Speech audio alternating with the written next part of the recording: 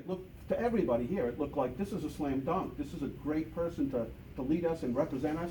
And then things turned sour, and I watched the whole thing, and I'm like, is this really what goes on, and why? Do you mind talking a little bit about that? So Bill Clinton gave me my choice of Court of St. James is to be ambassador. Court of St. James, which is Britain, London, New Delhi, which is India, or Mexico. And the first two are very prestigious. Mexico was not at all prestigious. But I had worked on the North American Free Trade Agreement, and I think I knew what to do to help Mexico. And you know, the guys in Congress were busy dumping all over the Mexicans. Even then, there was a guy called Jesse Helms from North Carolina who was really awful, and he would call them terrible names on speeches on the floor of the Senate. I said, I know what I'm going to do.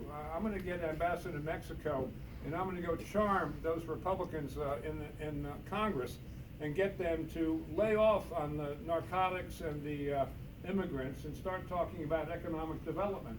And what Mexico really needed was roads from the north to the south to get the prosperity that resulted from North American trade agreement. It was right at the border, and there were maquiladoras there, which were very prosperous. But as you got further south in Mexico, there was no wealth. And places like Oaxaca and Guerrero, the states in the southern part of the country, were absolutely destitute. And guess what? That produces illegal immigration in the United States, and it also produces narcotics trafficking because people have nothing else to fall back on and to live on.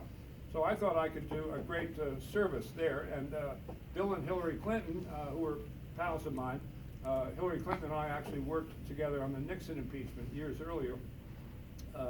They thought this was great, that I would do that instead of taking the Court of St. James, which is you give parties all day long. But it didn't work out because the Republicans were already dug in.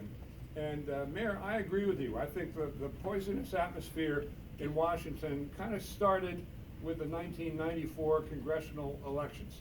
And Newt Gingrich went from being minority leader to becoming Speaker of the House. And from that point on, it really was not the same in Washington. I began my political career, age 22, working for Jacob Javits, who's a U.S. Senator from New York. And that was a time, actually, I was so young, it was the late 60s.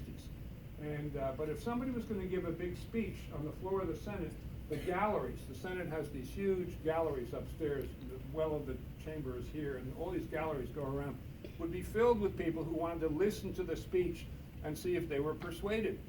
And that's how we did things. And the Kennedys were in the Senate, and there were a lot of very prominent Republicans in the Senate, and they'd work together and compromise and do major legislation, all foreign affairs and domestic.